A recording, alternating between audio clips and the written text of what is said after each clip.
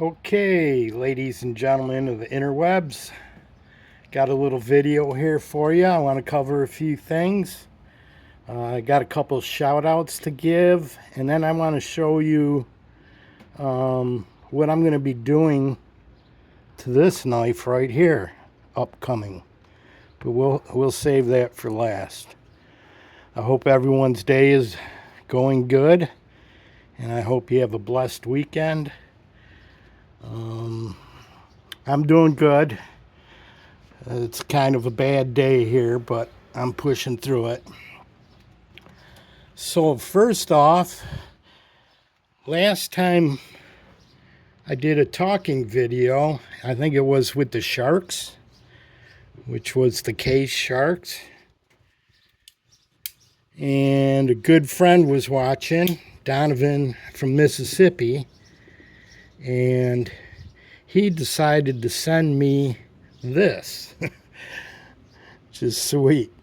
This is a Frost Cutlery shark. And I had never known that Frost made a shark, which is kind of a spitting image of my shark tooth.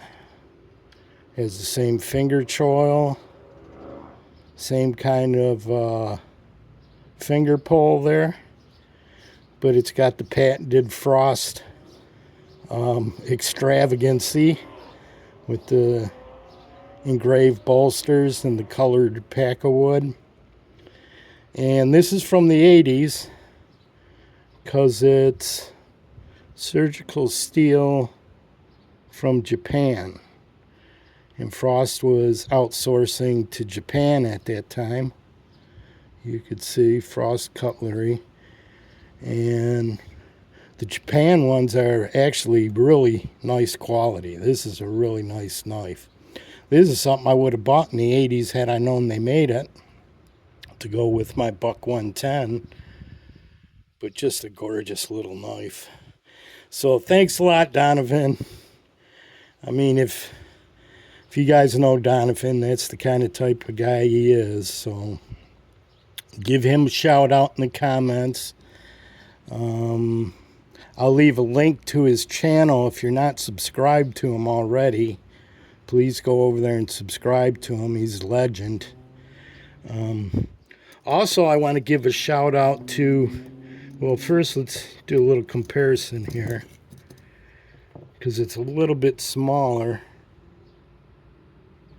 than the shark tooth, but yet it's a little bit bigger than the Mako. So it's a right in betweener there, but it'll fit in pretty sweet in the middle here. We'll put it like this. Also, I want to give a shout out. You guys got to go over and see my buddy Rick Grimes. His name is Al, but he's going by Rick Grimes. I guess he's a big Walking Dead fan. I'll leave his link in there. He's just starting out, so go over there and give him some love. He collects a lot of Western knives, so if you're a Western fan, excuse me, here comes the health issues again. If you're a Western fan, go over there and check him out. I'm sure he'll be much appreciated, and give him a little love. He's new to the program, and we've all been there, so you know how that is. So, okay, anyway, Donavan, thanks for the shark here.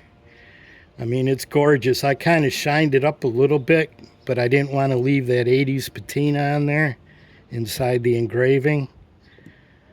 And that thing's just gorgeous. So that looks pretty cool right there, don't it? So, and then I got some other things out here. This is my little belt sander that I picked up on Amazon. And it's going to play a factor in my repair, handle repair. And this is a 46-8 Western MK2. And it's a beast.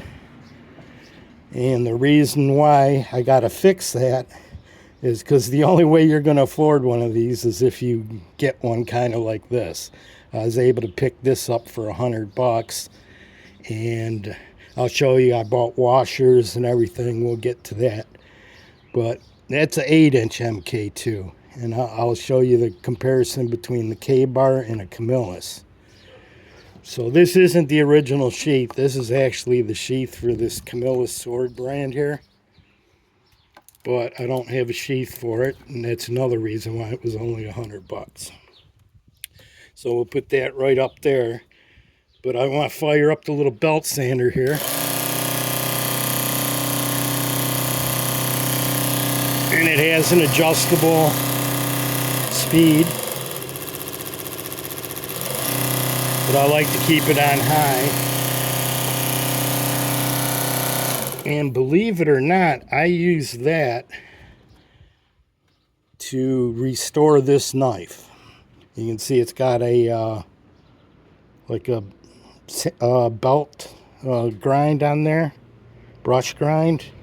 These normally were just a high polished finish, but I bought this real cheap too, and it was all spotted and had pitting, and I took probably maybe 1/64 of an inch off both sides, and look at how great that blade looks. So this was my first kind of restore job. Of course, I cleaned up the brass and the bone, pommel. I think it turned out great. And I seen one that, I think this one's actually better than the one that was going for $150 on eBay. And I got this, I think, for $75. So, I mean, if I wanted to start cleaning knives and turning them around, I probably could make a little bit of money. And this is just out here for show. Got to put that baby out. So, but anyway, so now we got the belt sander. And in this box, I bought the proper washers. Here, let's pull off the Camillus, because I want to show you this has a chrome blade on it. And this is a 7-inch blade compared to the Western.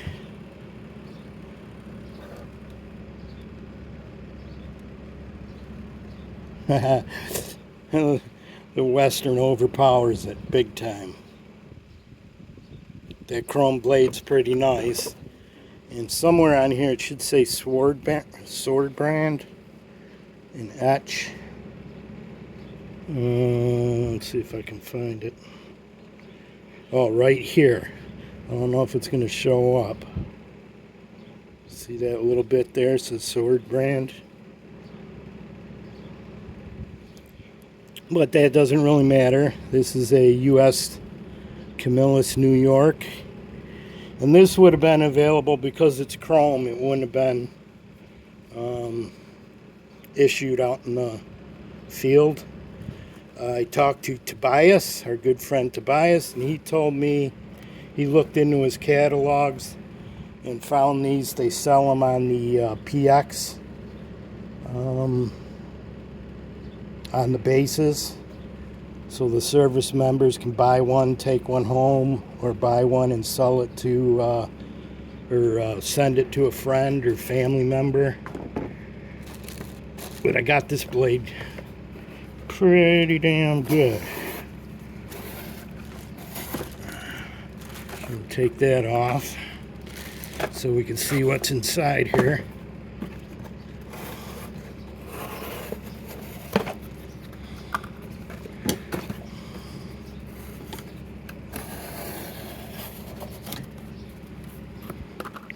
So in here, this is how I'm going to repair the handle.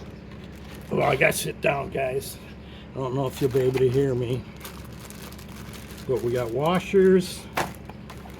We got JB Weld nozzles. And some JB Weld. And this here, I bought the, I think this is the 24-hour cure time. Only because I have to do this carefully and methodically where to go.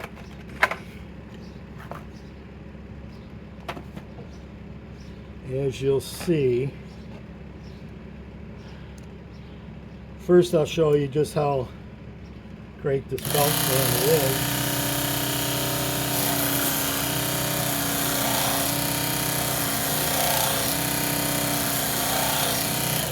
That's going to be how I end up finally working it.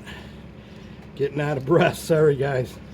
I wish I could get healthy, but you know, things are the way they are. So I do have to get a wire brush and clean this rust out here.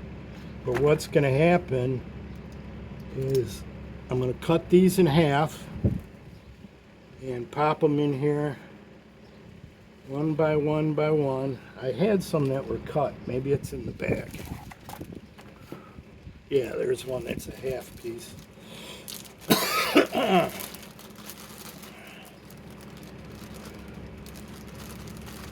Here we go. Just to show you.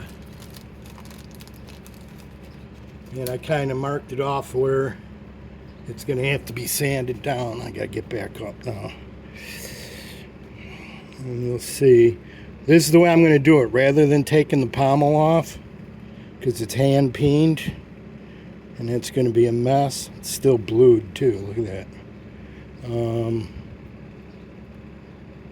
What I'll do is I'll put some epoxy on the inside of this washer, sandwich it in, and do I got another one? I think I got another one in there.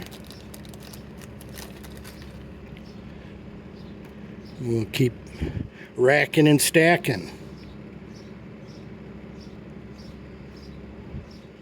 And the plan will be to do this first side, mainly just having it epoxied from washer to washer. And at the end, I'll put a red and black washer on to match what it is up here. But then I'll let that cure, and of course that won't be really fastened in there.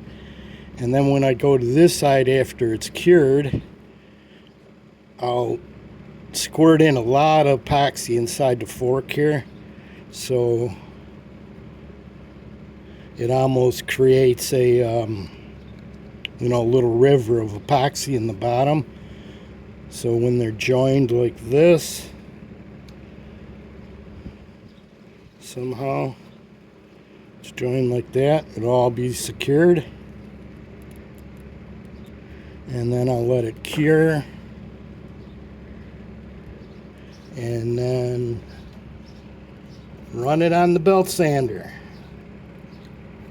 And of course there's room there, so once it's cured, I'll just be able to rotate it until I get it even with here. I think it's going to work out. Leave some comments in there if you got any hints for me, because this is, you know, I'm a rookie. This will be the first time I did this. And I'm not really too worried. I know how great JB Weld is, and I know that'll hold it enough, because this is just going to be a showpiece.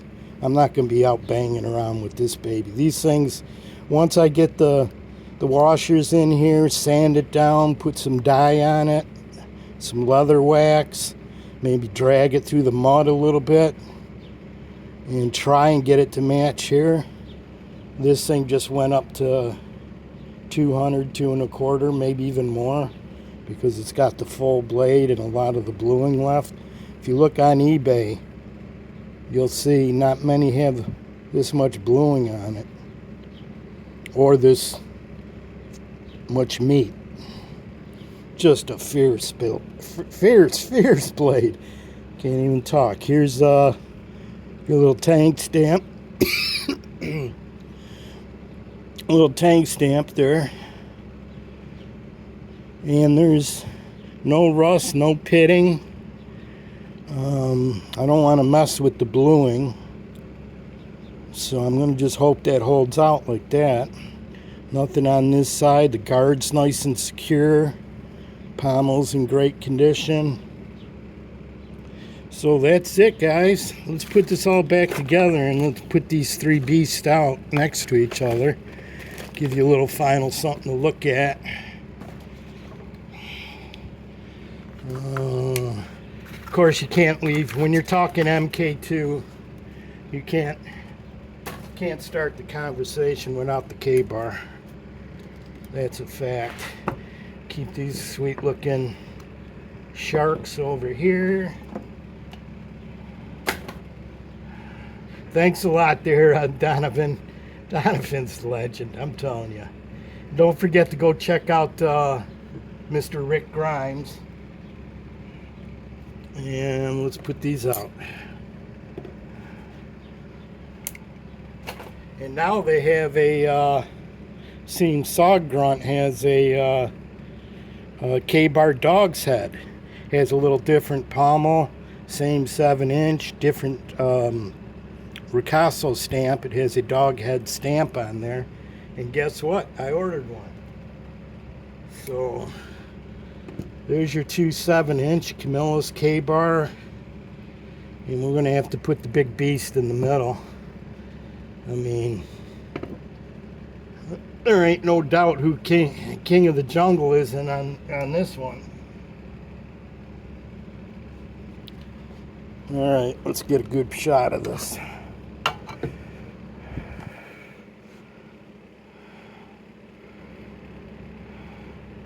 What do you think, guys?